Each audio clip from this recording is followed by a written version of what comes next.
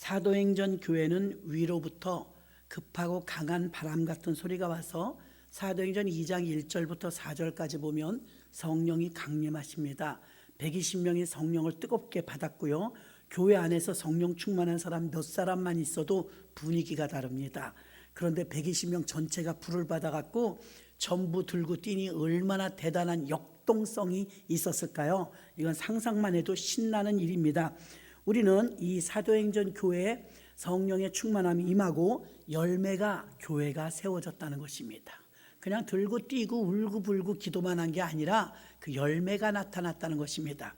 이번 부활 기도회도 30일 동안 우리가 하고 있지만 반드시 열매들이 주렁주렁 나타날 줄로 믿습니다.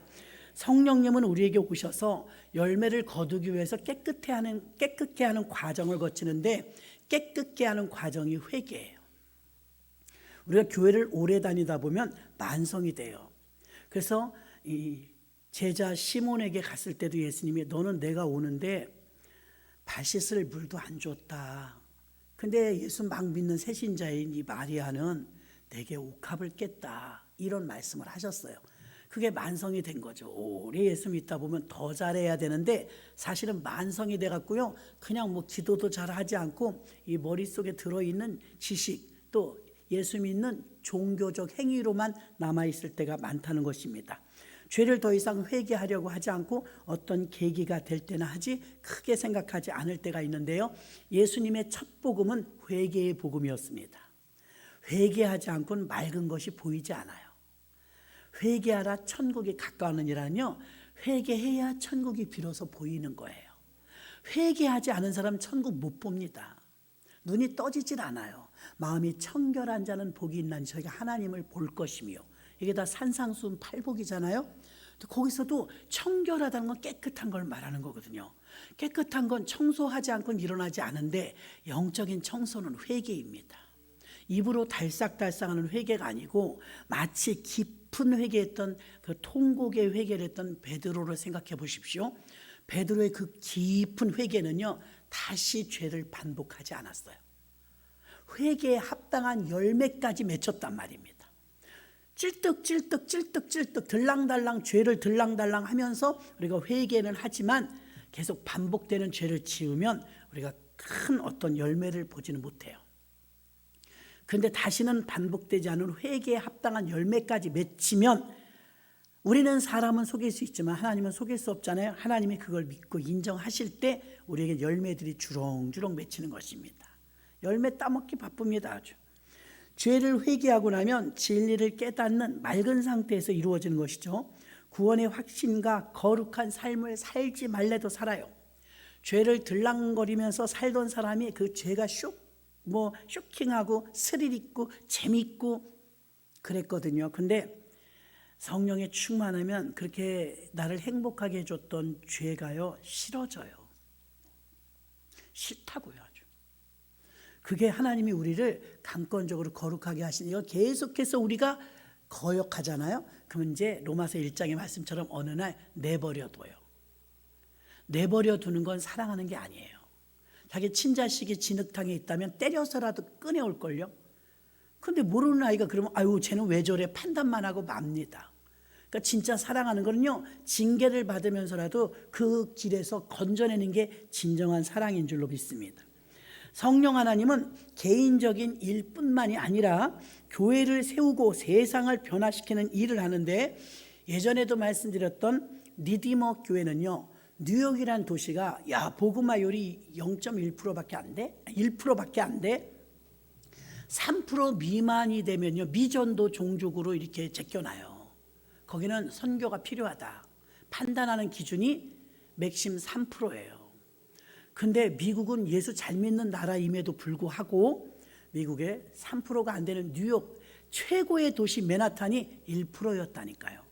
그래서 팀 켈러 목사님은 그 도시를 선택했어요. 그 도시에 가서 복음을 증거하자. 13%를 목적으로 가졌어요. 뉴욕의 복음화율이 13%가 될 때까지 우리 교회는 개척교회다. 그러면서 어마어마한 일을 하죠. 그리고 이제 얼마 되지 않아서 3%까지 끌어올리고 5%까지 끌어올리고 지금 약 한 1,000몇백 개의 교회를 전 세계에 세우는 엄청난 일을 하고 있습니다. 사도행전 교회는 성령에 의해서 출발했고 성령에 의해서 완성되어지는데 교회가 탄생하는 초자연적인 사건이 발생했습니다. 사실 120명이 모여갖고 하나님이 내려주시는 성령이 뭔지도 모르고 모인 거예요. 궁금하기도 하고 사모하는 마음으로 모였는데 자기들이 성령을 받은 결과물이 교회가 세워질 것이라는 생각도 못했어요. 그런데 교회가 세워지더라 이것입니다. 교회의 사역은 사람에 의한 영향력인가 성령에 의한 영향력인가.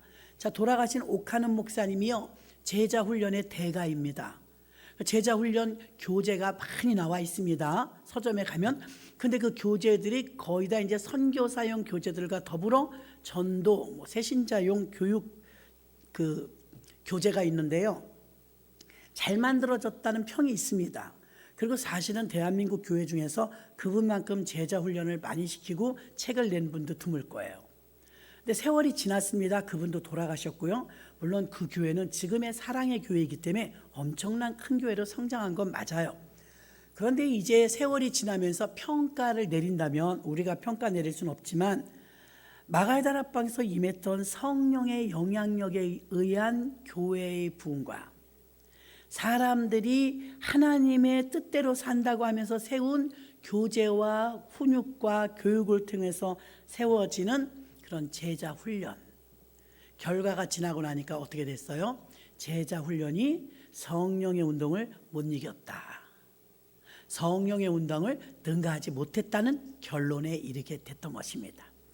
교회는요, 이 120명이 모여서 기도했을 때 어떤 120명이 모여 우리 으쌰으쌰해서 우리 성령 충만 받고 교회 짓자 이런 생각 안 했어요. 무언지도 모르고 그냥 그들은 모였을 뿐입니다. 근데 사람들에 의해서 움직여지고 사람들에 의해서 교회가 세워지면 그 교회를 우리는 인본주의 교회라고 합니다. 고린도 교회가 대표적인 인본주의 교회였고요. 그렇게 성령이 역사하시고 은사도 많이 받고 9가지 은사를 받은 자랑스러운 고린도 교회였지만 그 밑면의 열매는 어땠냐면 생활의 변화가 없었어요. 고린도 교회는 부자 동네였는데요. 특성상 성적인 문란함이 있었어요. 성적인 문란함을 성령이 충만하면 찬송에 나온 육체의 정욕을 이길 힘은 보혈의 능력, 주의 보혈로 육체의 정욕을 능가해야 되거든요. 근데 능가하지 못했어요. 성령의 능력은 받았지만 얕게 받은 것이죠. 그래서 고린도 교회는 좀 시끄러웠어요. 늘 분열이 일어나고 음란에서 자유롭지 못했죠. 그래서 사람의 영향력이 커서 사람 말에 의해서 휘둘릴 때가 많았다는 것입니다. 그런 인본주의 교회가 꼭 나쁜 것이냐? 사람의 영향력이 많은 교회는요, 사람 중심이 되면 반드시 시기 질투와 다툼과 분열이 일어납니다. 사람들끼리 모였을 때는 시기 질투, 다툼, 분열이 일어나요. 성령의 영향력을 나타내는 교회를요, 성령이 초대교회에 충만했던 성령의 영향력이 나타났던 교회는요, 이건 신본주의적인 교회였고 사람에 의해서 움직이는 교회가 아니라 하나님에 의해서 움직이는 교회였습니다. 결과가 완전히 다르죠. 그들의 목적의 결과는 삶의 변화, 복음의 증거, 세상을 변화시킨단 말입니다. 한국교회 초기 한국교회사 배우면 참 재미있거든요. 이 성경이 처음 쓰여졌던 과정도 참 우여곡절이 많아요. 이수정 씨나 이런 사람들이 성경을 번역하는데 우리가 배운 게 부족하다 보니까 성경이 올바로 번역되지 못한 부분들도 덜어 있거든요. 초창기에 한국 기독교인들이 고생 많이 했습니다. 그래서 우리에게 한글로 된 성경을 읽을 수 있도록 해줬으니 얼마나 변천사입니까? 대단한 발전이죠. 근데 우리는 이제 영어 성경을 번역했다라기보단 거의 중국 성경을 번역한 경우가 많아요. 그래서 약간 번역상의 차이가 조금 있을 때가 많다는 것입니다. 요즘은 하도 여러 개의 성경이 많이 나와 있어서요. 여러분 필요한 대로 다 찾아서 성경, 현대어 성경, 우리 성경, 우리말 성경, 뭐 옛날 관주 성경, 여러분 입맛대로 골라서 내가 필요한 자료를 얻을 수 있도록 충분하게 서점에 성경이 골고루 나와 있습니다. 이 한국 교회사를 보면요, 모두가 다 예수를 받아들이고 변화가 따라왔어요. 그 얕은 은혜를 받은 게 아니에요. 확 뒤집어지는 변화가 왔어요. 오늘날 교회 안에서 변화받고 예수 믿어도요, 확 뒤집어지는 경우를 많이 못 봅니다. 얕은 물가에서 뒤집어진다 이거죠. 삶의 변화는요, 곧바로 복음 증거하는 자로 나타났고, 그 다음에 나타나는 사람, 제가 참 가보고 싶어서 거기까지 갔는데도 예배의 현장을 가보지 못했어요. 저희가 이제 조용기 목사님을 통해서 강의를 들을 때 그분이 이제 하나님 기도하는데 저 미국의 동부 쪽에서 빨갛게 불이 타오른다고 그러셨어요.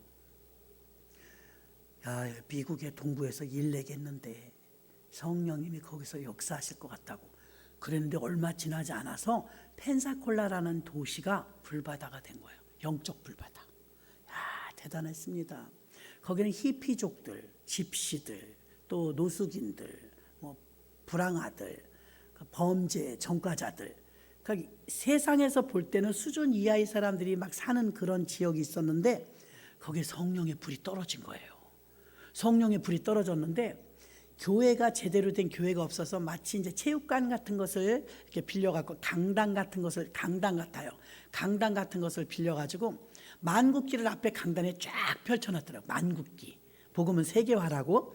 만국기를 놓고 이제 앞에서 목사님이 설교를 하면요, 저 뒤에서 이제 예수 오늘 복음을 듣고 예수님을 영접하기로 작정하신 분들은 앞으로 나오세요 그래요. 그 자리에 일어나는 것도 힘들 텐데 앞으로 나오라 그래요. 그러면 이제 이게 막 강당이 보면 건물이 크잖아요. 다다다다다 한참 뛰어나와야 돼요. 막 뛰어나오는데 여러분 분단해서 막 뛰어나오는 거예요. 사람들이 매주 사람들이 막 뛰어나오면서 사자처럼 온대요.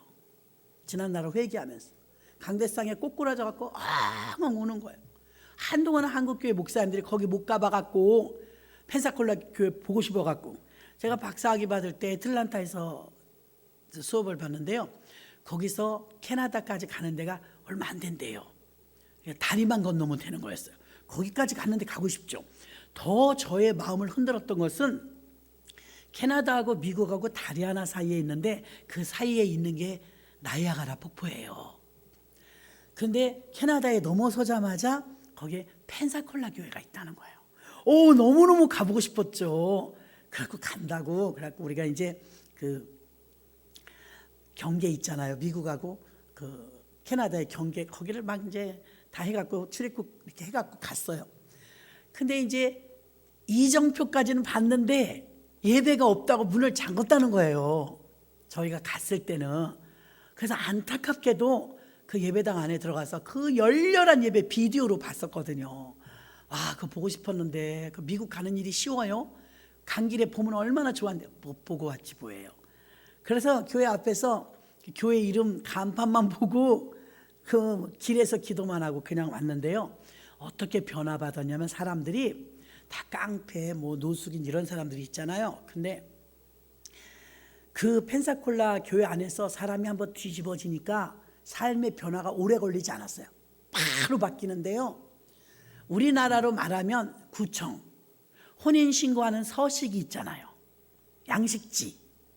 세상에 얼마나 사람들이 문란하게 살았었는데 구청에 혼인신고 용지가 바닥이 났대요.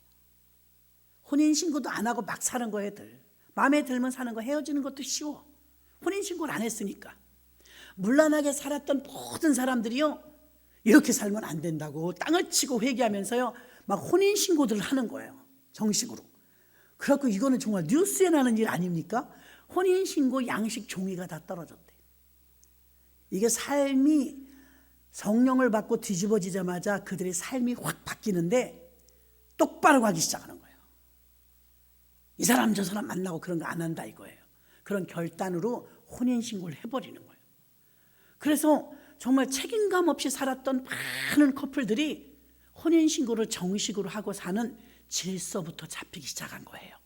창세기에 보면 땅에 혼돈하고 공허하며 흑암이 깊음 위에 있었대요. 무질서하죠.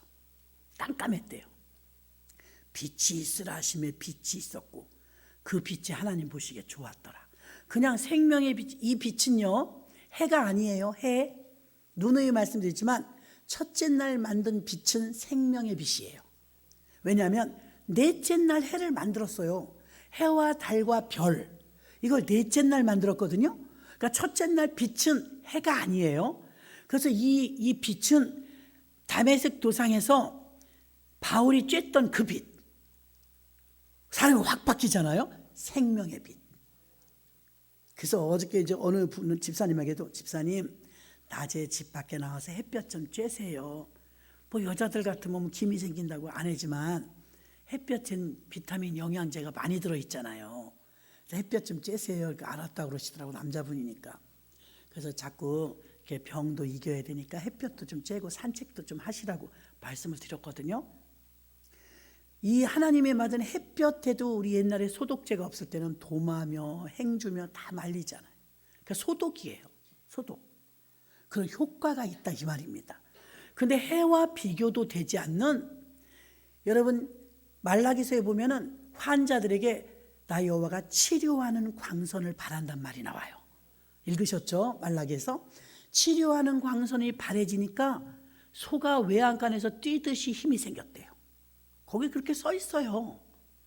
외양간에서 나온 소처럼 뛰어나온대요. 뭐 때문에? 빛을 쬐니까. 근데 그런 효과가요, 어디에 있었냐면 바로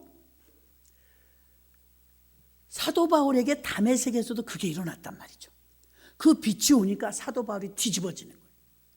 베드로는 주님하고 3년 반 동안 밥을 먹었어도 배신했는데 예수님 한 번도 만난 적이 없는 바울이 부활하신 주님을 영으로 만났는데 얼마나 확실하게 빛이 쪼였던지 확 뒤집어져 갖고 지난날의 삶을 다 포기하고 다 팔아 진주를 샀습니다.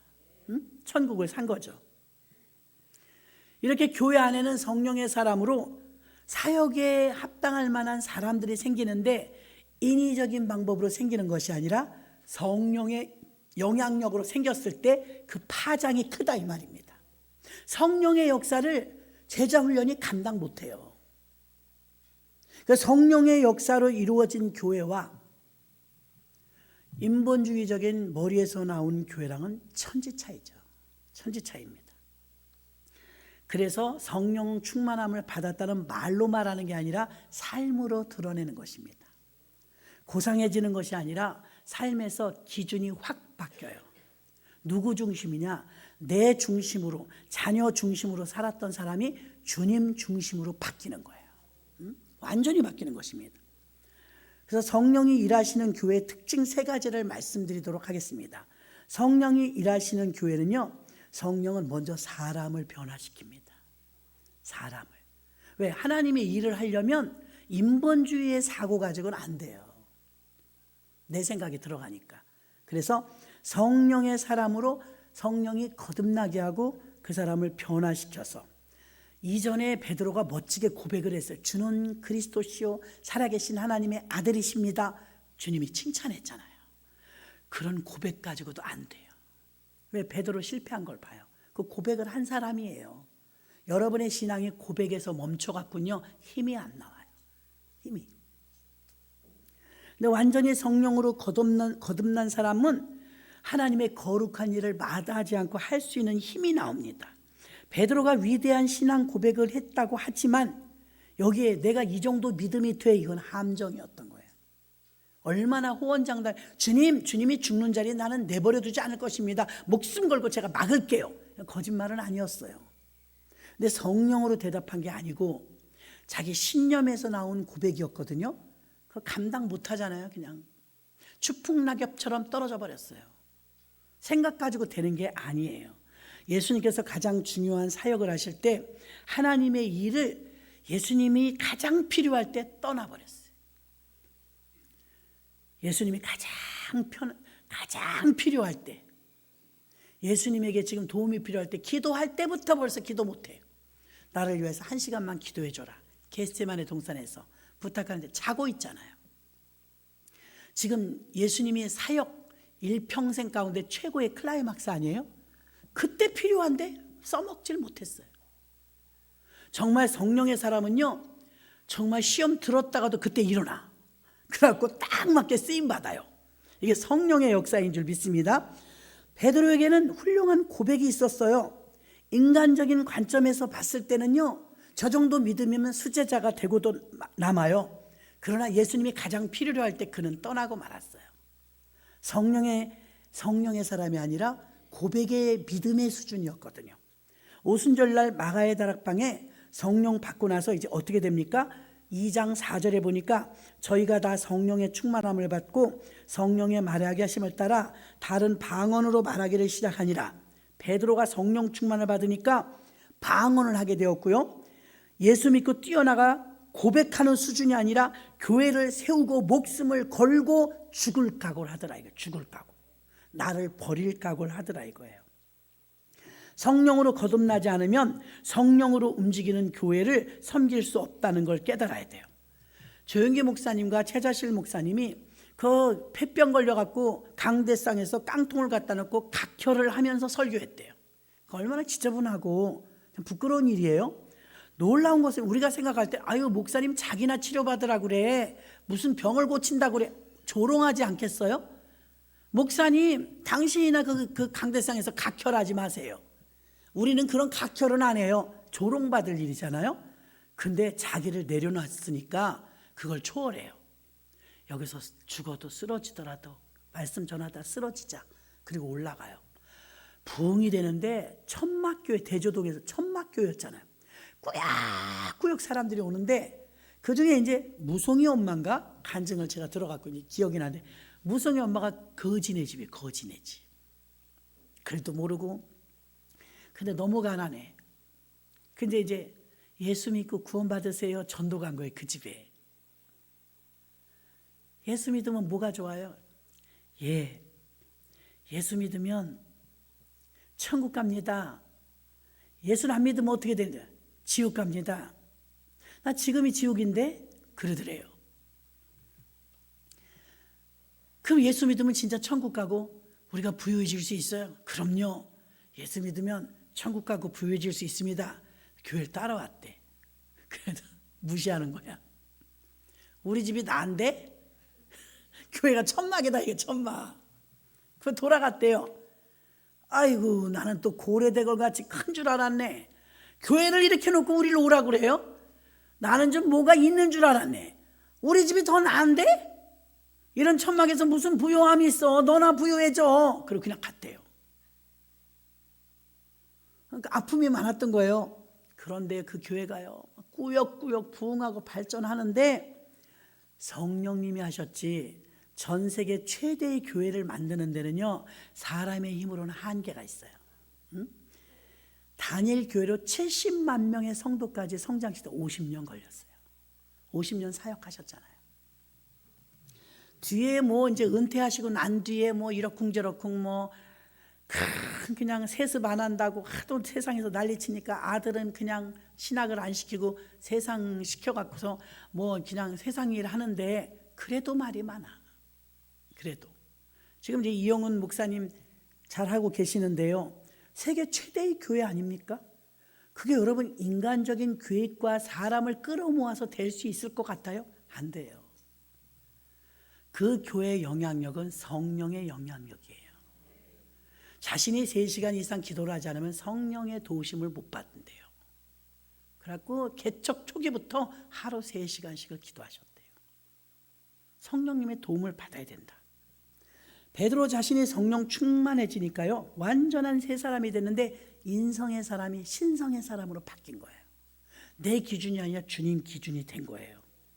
교회를 세우는 일꾼이 되는데 이제 성령의 사람이 되었다는 것입니다.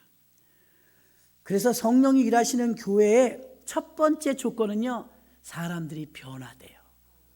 성령으로 변화되는 거예요. 두 번째는요 성령으로 역사하는 교회는요 탁월하게 일해요. 아까도 어떤 권사님하고 잠깐 통화를 하는데 옛날이 좋았어요. 다 옛날이 좋았다고도 그러잖아요. 저도 집사 때, 요새 이제 일부 예배 때 우리 집사 때 으쌰으쌰 하던 지휘자가 교회를 와요. 우리 교회를. 그때 지휘자 정말 성령의 사람, 그 지휘자가 요새 우리 교회를 오는데요 무슨 일이 잠깐인데도 안 물어봤습니다. 한 석 주 오신 것 같아요. 근데 그분도 이제 우리가 같이 으쌰으쌰 했을 때 30대 우리가 막 정말 기도가 막 고파서 모여갖고 맨날 기도하고 교회에서 철회하고 교회에서 쫓겨날 정도로 집에들 좀 가서 자라고. 쫓겨났다니까 우리들이요. 얼마나 교회가 좋은지. 첫사랑이죠. 그렇게 좋았는데 교회가 그때 김장 400포기 500포기 이렇게 해요. 교회가 그게 얼마나 힘들어요. 400포기 그거 4쪽 내봐야 얼마나 많은가. 그럼 막 동상 걸려가며 김장하잖아요. 그러면 수도 빼갖고서 김장을 어마어마하게 합니다. 또 우리 목사님은요, 이렇게 심플한 것보다는요, 자주색 커튼을 다 걸어요. 그 1층, 2층 다 커튼이 얼마나 많은지 알아요? 커튼 한번 빨고 나면 몸살 나요. 교회가 일이 많아요. 성도도 많지만 일이 많아. 그 여전도원들이 다 해야 되는 거거든요.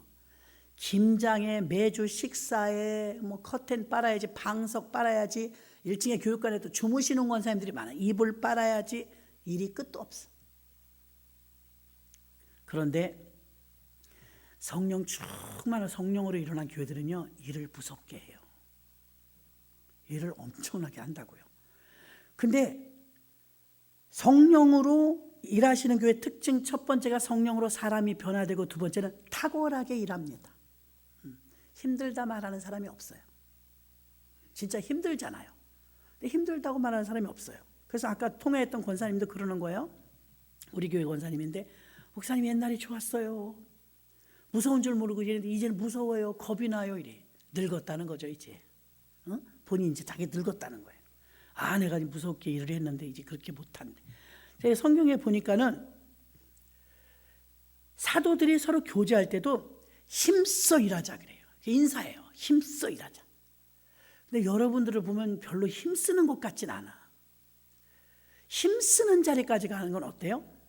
본인이 에너지가 막 다를 정도의 일을 할 때는 힘써. 주방봉사를 한바탕 막 다 하고 나봐요. 손이 후들후들 떨리죠. 그게 힘쓴 거야. 근데 요즘에 누가 이렇게 힘쓸 정도로 하나요? 탁월하게 일하는 교회였는데, 현대교회 성도들의 모습을 보면 적당히 일해요. 적당히 전도하고. 성령이 임하여 교회 일을 어떻게 하는가 보니까 사도들이 세운 교회는 교제를 할 때도 항상 힘써.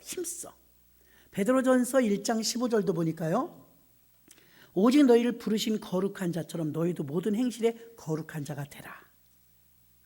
상처와 고난과 핍박이 와도 성령으로 거듭난 사람들은요, 감정 조절 때문에 어렵지 않아요. 나는 어떤 사람인가를 한번 점검해 보자 이 말입니다. 성령으로 거듭났다고 하지만 여전히 경제적 생활고에 찌들리고 문제 속에서 허우적거리고 아직도 갈등 때문에 힘들어하고, 이거는 깊이 은혜를 못 받은 거예요. 깊은 은혜를 받으면요, 사람이 진짜 뒤집어져요. 여러분이 180도로 바뀌어야 되는데 360도로 바뀌어서 도로 제자리야.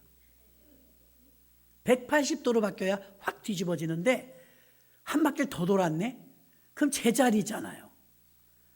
제자들도요, 말씀을 준비하면서 답답한 게 많더라고요. 제자들도 예수님이 부활하셨다 그러면 빨리 가서 전해야 되잖아요. 이게 보통 일이에요.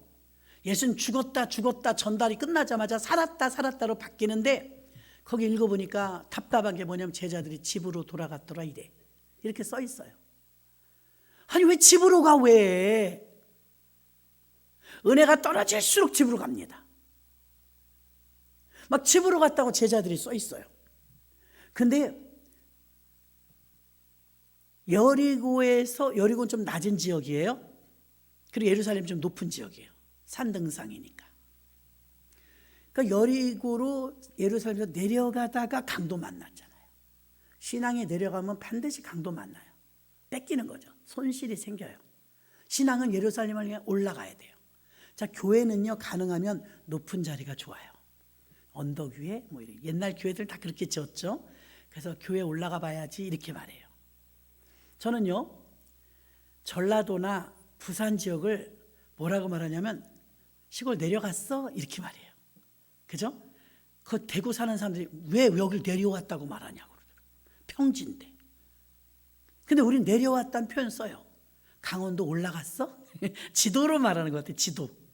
북한 쪽은 올라가는 거고 부산 쪽은 내려간다는 표현을 써요. 근데 예루살렘은 진짜 지형적으로 내려갔다니까요. 지형적으로 내려가야 여리고예요. 올라가면 예루살렘. 그냥 올라가는 신앙이 되어야 되는데 내려가는 신앙일 때는 밑간다는 거죠. 힘써서 일한다는 것은요, 영향력을 하나님이 마치 뒤에서 바람을 불어주듯이요 감당할 힘을 주십니다. 여자분들 자연분만하신 분들은 느껴요. 아기 낳을 때 내 힘으로 안 나요. 난 내가 힘써서 아기 낳은 줄 알았어요. 죽게 아프더만요. 못 참아요. 악마처럼 얼굴이 변해야 아기는 안 나온다잖아요.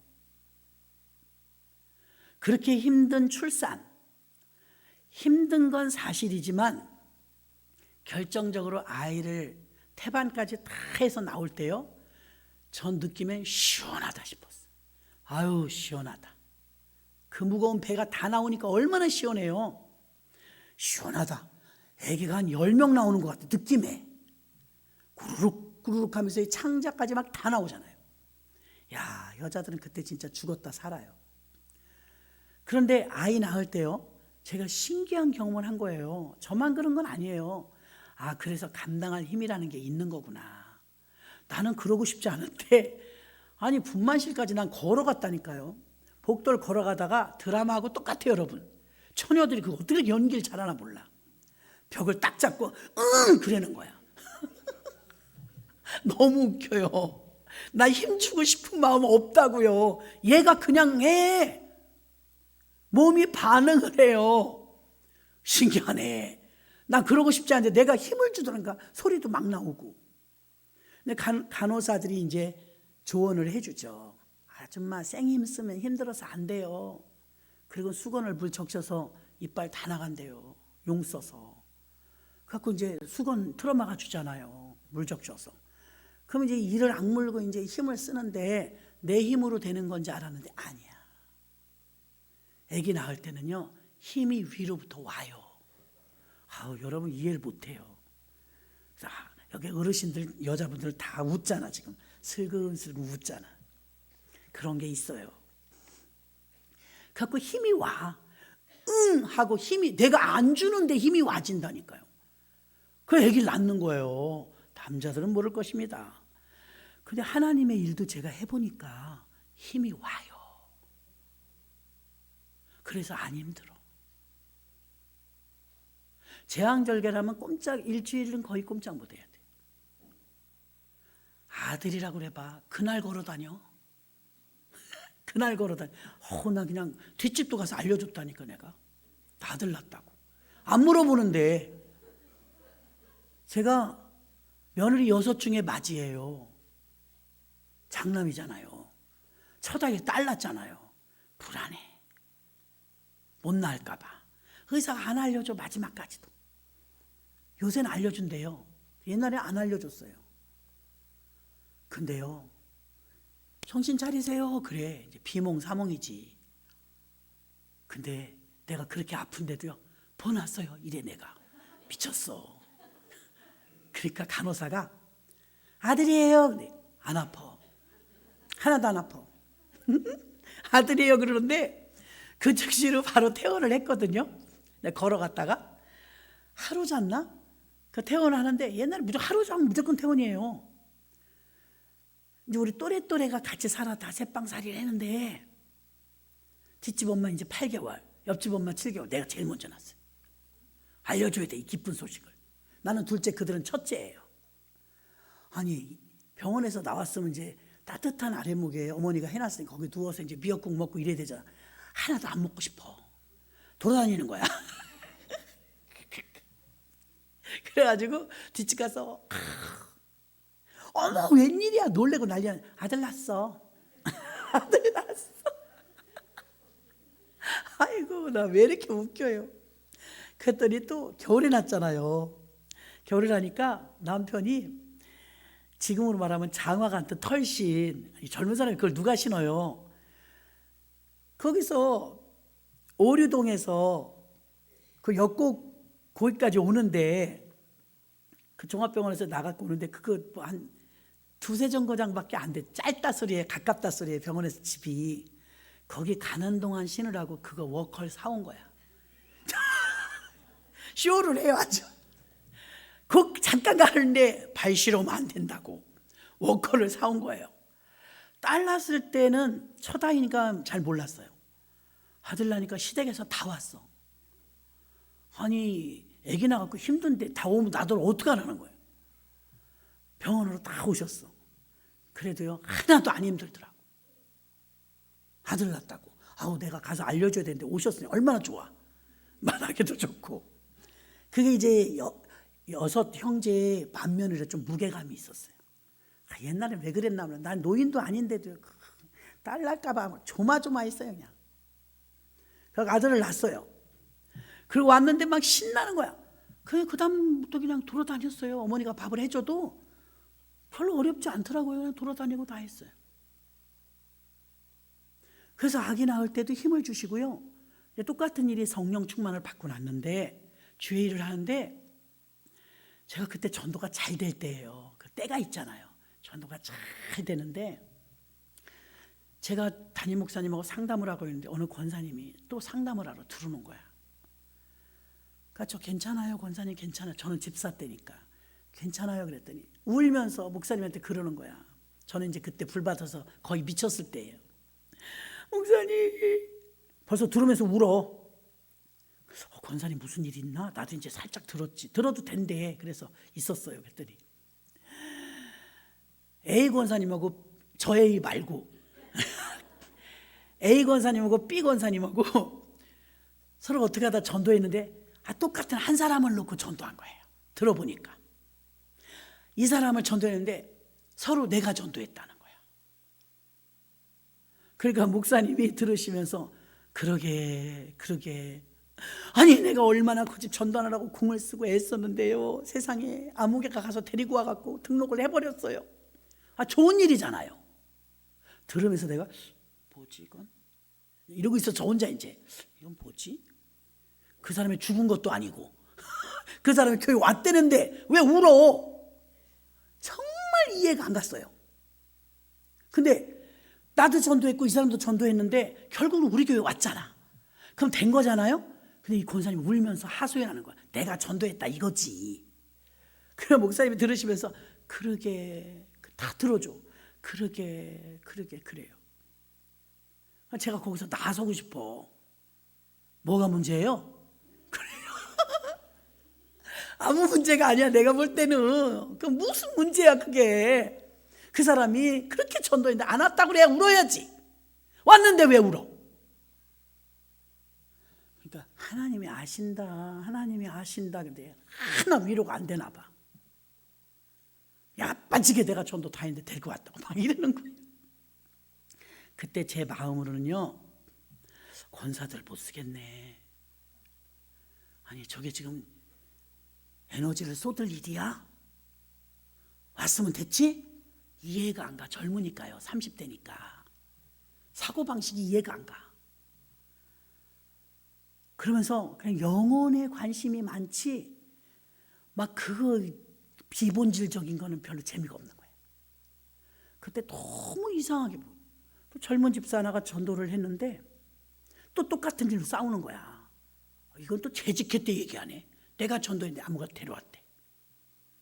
그러니까 이제 다 달래더라고. 아이 그래도 교회 왔으니까 됐다 그러니까 딱 일어나. 걔는 나보다 더해. 딱 일어나더니 저 이제 전도 안 합니다. 아니 참 공각이 협박을 하더라고. 이제 전도 안 한대. 내가 전도했는데 저 사람이 채 같다 이거예요. 그냥 우리 교회 왔으면 되잖아. 여러분 비본질적인 거에 목숨 좀 걸지 마요. 내가 놀래. 그래갖고 그 젊은 집사가 그때 놀래가지고 무서운 거야. 하나님 나는 저렇게 권사로 들고 싶지 않아요. 난 이 성령 충만하고 너무 기쁜데 저 비본질적인 것 갖고서 저렇게 막 신랑이라는 게 막 에너지 소진되는 게 너무 아까운 거예요. 이게 무슨 짓이야 도대체 성스러운 교회에서. 사도행전 교회 교인들은요 핍박이 오고 환난이 와도요 매일 교회 모여서 예수님 부활하셨습니다 이걸 증거하는 일에 증인으로서의 삶에 온 에너지를 쏟았지 삐지고 투기하고 시기하고 삐죽삐죽하고 이런 일이 사도행전 교회는 없어요. 왜? 완전 뒤집어졌으니까. 변화가 완전히 왔어요. 그리고 일하는 거에 교회를 여러분 마찬가지예요. 지금도 막 봉사하시는 분들이 없다면 우리가 이렇게 편하게 살겠어요. 청소부터 그냥 식사까지 전부 봉사해 주셔서 오늘 또 떡도 맛있고 밥도 맛있고 오늘은 막 사랑으로 식탁이 배설되니까 나 점심에 많이 줘갖고 이따 먹어야 돼 그거. 너무 맛있더라고요. 떡 먹었더니 밥을 많이 못 먹었어요. 자, 이렇게 교회 안에서 봉사자들이 없다면 우리가 어떻게 이걸 버티겠어요? 감당 못해요. 다 맡은 일들을 최선을 다해서 해주시는데 힘써서 하느냐? 얼마나 영향력을 가지고 있느냐? 베드로, 스데반, 브리스길라, 아굴라 그런 사람들은요 힘쓰는 정도가 아니야. 교회에 따라서 막 이사를 다니는 거예요. 이사. 아까도 어떤 분이 아니 이사를 오셔야죠. 교회 가까운 데로 이사를 그러게요. 이사를 와야죠. 교회 중심으로 살아야 혜택이 있습니다. 영적인 혜택. 이스라엘 백성들 광야에서 성막에 불기둥 구름기둥이 있으니까 자기들이 알아서 와. 왜? 불기둥과 구름기둥이 없으면 자기네 못 살거든요. 그러니까 교회 주변으로 다 얼마나 텐트촌을 이루 텐트촌. 그래서 교회 중심으로 사는 게 정석이거든요. 교회 가까울수록 좋죠. 나는 어떤 사람인가를 한번 점검해. 성령을 받았지만 완전히 거듭났나? 아직도 이 환경과 삶에 내가 적용을 아직도 받고 있는가? 조금만 삶의 어려움만 있으면 은혜는 뭐 다 내동댕이 치는가? 이게 깊은 은혜를 받았는가 얕은 은혜를 받았는가의 차이입니다. 성령이 일하시는 교회의 특징, 첫째는 성령으로 변화된 사람이 생겨난다. 둘째, 탁월하게 일한다. 일할 수 있는 힘을 주더라. 전 경험을 해보니까 일할 수 있는 힘을 줘요. 그때 하나님이 힘 주셨으니까 한 거예요. 내가 한 게 아니고. 마지막 세 번째는요, 하나님 중심의 교회가 돼요. 목사님, 장로님이 그러는데 이게 아니야. 목사님, 아무개 권사님이 그러는데 사람 중심이 아니라 하나님 중심이에요. 주님이 기뻐하시면 다 모으는 거야, 마음을. 목사님 마음에 들어야지, 장로님 마음에 들어야지, 이게 아니라 주님 마음에 들어야지, 주님이 기뻐하셔야지. 제가 아는 목사님 한 분은요, 제가 그거 좀 배워야 되는데요, 주님의 은혜예요. 주님의 은혜. 너무 많이 해, 그 말을. 처음에는 말을 조리 있게 하셔야 되는데 그 말을 너무 많이 쓰신다. 근데 이제 부러운 거야. 말끝마다 주님의 은혜라고 그래. 저렇게 시인하는 삶을 사는구나. 말끝마다 주님의 은혜래. 나는 그렇게까지가 안 됐구나. 훈련이 덜 됐구나. 그런 생각을 해요. 성령님은 기도를 통해서 교회와 성도에게 동시로 역사하세요. 베드로가 기도하는데 하나님이 고넬료 기도 시간과 쪼이네. 둘은 모르는 사이예요. 그죠? 모르는 사이잖아요. 외국인이니까. 고넬료가 기도하는데 상달돼. 베드로가 기도하는데 고넬료를 만나게 해주려고 하나님이 개입하셔요. 그죠? 이게 성령의 역사예요. 둘이 아는 사이가 아니에요. 그 요바에서 둘이 만나요. 고넬료가 이방인 중에 첫 성령 받은 사람이에요. 베드로 목사님을 강사님으로 모셔다가 자기네 집에서 예배드리고 온 집안 식구가 세례받고 성령 받은 사건이잖아요. 사도행전 10장의 사건이죠. 이렇게 교회 안에 성령이 개입하시는 거예요. 사사건건 성령이 역사하셨다고 하죠. 성령이 역사하시면 자기 중심적 신앙에서 하나님 중심적 신앙으로 바뀌는 거예요. 내가 한 게 진짜 없거든요. 그래서 사도행전 교회는 시작도 기도였고요, 마칠 때도 기도였고, 기도하는 교회는 하나님의 주권을 인정하는 것입니다. 직분을 가지고 있음에도 불구하고 기도 안 하는 성도들이 많아요. 한국교회 가장 큰 고질이 일 안 하는 직분자가 넘쳐나고 있다는 거예요. 목사가 돼도 사모가 돼도 일 안 합니다. 교회는 시작도 하나님의 주권이고 마무리도 하나님의 주권이고, 성령으로 거듭난 교회는 모든 것이 하나님께로부터 왔다는 고백과 의식이 자리 잡힌 거예요. 의식이. 베드로의 오순절 설교는요, 주권 신앙을 이야기합니다. 교인들은 소유를 팔아서 사도들 앞에 갖다 바쳤고, 사도들은 가르침대로 순종하여 교회 운영과 어려운 이웃들을 위해서 돕는 구제 사역을 했습니다. 그 당시 예루살렘 초대교회는 가난한 사람이 많았어요. 과부들이 많았기 때문에. 성령의 영향력을 받은 사람들이 나의 주권이, 나의 물질이 주인이 내가 아니라 청직이다. 이거는 하나님이 하시는 일이라 이렇게 믿었다는 것입니다. 성령의 영향력을 받은 사람들이 나의 주권을 내려놓고 성령의 교회 후에 이것보다 더 좋은 일은 없다. 은혜만 받는 게 아니고 은혜 받아 흥분하고 감동만 받는 거로 끝나면 아무 소용이 없어요. 그거는 뭐 방탄소년단이 나오는 쇼만 가서 보고 와도요, 뭐 트로트 노래하는 데 가서 갔다 와도 눈물 찔찔 짜고 감동 받아요. 얕은 감동 받아서 무슨 변화가 있고 무슨 유익이 있냐 이 말입니다. 여러분이 주님의 주권을 인정하면서 하나님 중심의 신앙이 되어야 할 것입니다. 교회를 세우는 일에 사도행전 교회들은 십시일반이었어요. 지난주에 이걸 나눠드렸습니다. 이번 주까지 광고하고 다음 주부터는 광고 안 하죠. 헌금하라 이거 아니에요. 미국이나 영국 교회들은요 1000년, 뭐 700년 이렇게 돼가는 교회들이요. 전에 조금 말씀드린 것처럼 구청에서 구에서 일하는 뭐 예를 들어서 체육대회를 한다. 그럼 교회로 와. 교회 와서 목사님 이번에 우리 인천시에서 체육대회를 하는데요. 마당 좀 빌려주세요. 교회 와서. 교회가 부자야. 왜 부자인지를 말해드리는 거예요. 그러면 교회에서는 담임 목사님이나 뭐 관계된 사람들이 도장을 찍어줘요. 그래야 쓸 수 있어. 교회 땅을. 묘지도 다 교회 소유야. 공동묘지도. 땅도 교회 소유야. 교회가 성도가 많냐면 안 많아요. 안 많은데 교회가 운영하기엔 건물도 크고 운영할 정도로 헌금을 많이 하느냐? 성도들이 헌금 많이 안 해요. 그런데도 교회가 조금도 부족함 없이 운영돼요. 그 이유가 무엇이냐? 기금이 들어와요. 무슨 기금이냐? 우리야 이제 교회 역사가 25년 차 들어가지만 700년, 600년 된 교회들이에요.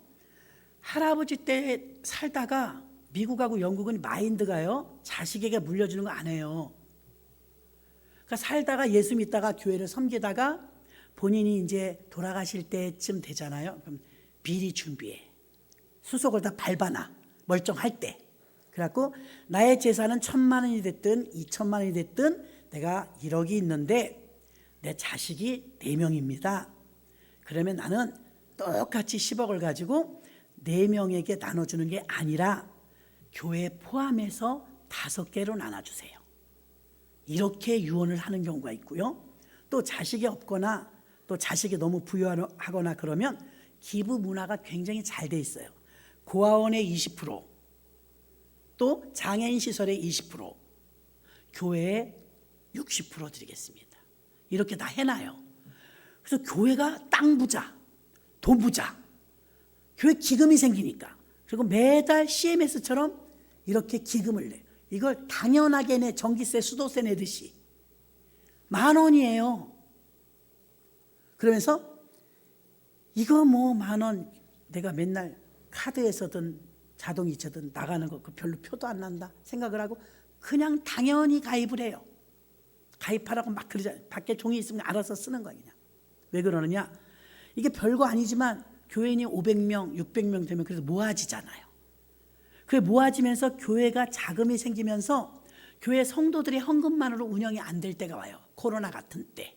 그렇죠? 건축할 때 모자라거든요. 여러분은 장기 수선 충당금 모으고 있잖아요. 아파트마다. 그거 색칠할 때 쓰잖아요. 엘리베이터 바꿀 때 쓰잖아요. 한꺼번에 내라고 안 그러잖아요. 그게 기금이에요. 기금. 그래서 교회가 코로나나 전쟁, 전염병, 또 그 외에 뭐 건축 이런 굵직굵직한 일들이 있을 때 휘청한단 말이에요. 교회가. 교회를 사랑한다면, 교회가 꾸준하게 지속되길 원한다면 우리 괜찮을 때부터 심어놓자. 이게 자연스러웠던 거예요. 한 명도 안 빠지고 다 해요. 아기가 태어나면 아기 몫으로 또 해요. 그게 이제 대를 잇고 대를 잇고 이게 세월이 500년, 400년 지나니까 부자가 된 거예요, 교회가. 욕심 부리면 안 되지, 목사님. 다 교회 명이니까. 그러니까 교회가 유지가 돼 버렸어요. 구청에서 와서 사정하는 거야. 목사님 땅 좀 빌려주세요. 이번에 체육대회 하게요. 그러면 교회에서 땅을 빌려주면서 후원을 해줘. 이번에 1등에 내 장학금 우리 교회에서 할게요. 교회를 안 좋아할 수가 없는 거예요. 그럼 교회 규모상 성도들도 줄었고, 그런데 그 헌금 가지고 유지하면서 어떻게 장학금을 선교비로 내나요? 못해요. 기금이 있는 거예요. 기금이. 그래서 코로나를 한번 겪어보니까 목사님들도 야, 이거 교회가 임대 내는 데는 더 심하죠. 임대 못 내서 문 닫은 거예요. 임대료. 근데 교회 역사가 짧으니까 1년 2년 됐으니까 기금 없죠. 여러분 왜 이걸 시작하냐면, 기금이 있으면 장차 어떤 어려움이 있을 때 휘청하지 않을 수가 있어요. 작은 금액으로. 그래서 여러분들이 성도님들이시고 우리 교인이라면 사랑하는 마음이 생기죠. 그 교회는 지하에 가면 역사가 딱 이렇게 요람처럼 1900 몇 년 그때 시무장로 누구누구 이름하고 다 그 얼굴이 있대요. 그러면 아이 데리고 와서 이제 3대 4대 5대 되는 거예요. 너네 할아버지야 100년 전에 여기 다니셨잖아 이런대요. 그런 이제 외국에서 미국하고 영국은요 유학생이 많대요. 그럼 성도님들이 도시락을 싸온대. 도시락을 싸오면 꼭 또 교회에서 밥을 파는 경우도 있잖아요. 그러면 이제 그 유학생들, 외국에서 온 나그네들에게는요 무상 제공인 거예요. 그들에게는. 그 무상 제공하는 거 어디서 하느냐? 교회에서 하는 거예요. 다 내는 거예요. 그래서 교회가 한국 사람이 가서 유학을 갔는데 너무 감동을 받은 거예요. 야, 교회가 이러니까 흔들리질 않지. 우리나라는요 13,000개의 교회가 이번에 문 닫았어요. 코로나 때. 기금이 있었다면 버텼을 거예요. 교회를 사랑하는 마음이 바로 교회를 세우는 마음이에요. 그래서 10,000원짜리 한 장이라도 다 동참하자, 그런 마음으로 여러분에게 기도하면서 전해드렸던 것입니다. 아, 이거 뭐야 도대체, 이건 뭐지 그러더라고. 오늘 아니 교육자들도 이거 뭐예요 이래. 말해줘야 되겠구나. 그래서 말씀을 드리는 거예요. 강요하는 게 아니고 이런 의도다. 인지가 되시죠? 그 좋은 전통들은 따라야 되잖아요. 미국 교회, 영국 교회가 그렇게 해서 어려울 때도 이겨내고, 코로나 같은 이런 위험이 오고 비대면 이런 사태가 계속 장기화되면 교회가 운영에 어려움이 오거든요. 그때를 대비해서 기금을 모으는 거예요. 그래서 우리도 그것을 반영해서 한번 시도를 해보자 하는데 아직 인지가 잘 안 돼갖고 협조가 잘 안 되는 걸 보았습니다. 교회는요 다니는 곳이 아니에요. 집이고, 저 여러분들 가실 때마다 전 인사를 늘 그렇게 해요. 예, 다녀오세요. 제가 여러분한테 하는 인사예요. 다녀오세요. 예배 끝나고 가면 가는 거잖아요. 교회 갔다 올 게가 아니에요. 교회에서 여러분을 집에를 갔다 오는 거예요. 다녀오세요. 집이 여기가 집이거든요. 아버지 집. 다녀오시라고 하는 거예요. 그 표현을. 그래서 교회 안에서 크고 작은 일들을 할 때 성령이 역사하시면 절대로 자기중심적으로 움직이지 않습니다. 성령의 영향력이 나타나면 하나님 중심의 교회가 되어버리고 주의 종도 성도들도 사심을 다 내려놔야 돼요. 주님이 기뻐하시는 그 일을 위하여. 성령으로 변화된 교회는 사람이 변화가 옵니다. 성령으로 역사하는 교회는 탁월하게 힘써서 일합니다. 성령으로 특징이 있는 이 교회는요 하나님 중심으로 움직이지 사람 중심으로 움직이지 않습니다. 여러분들에게도 이렇게 하나님 중심의 사역의 구조가, 틀이 딱 잡히면 그럼 여러분 믿음이 흔들리질 않아요. 견고한 믿음이 되는 줄로 믿습니다. 잠시 통성으로 기도합니다. 살아계신 아버지 하나님, 은혜와 사랑을 감사합니다. 오늘도 하나님께서 우리에게 주셨던 은혜가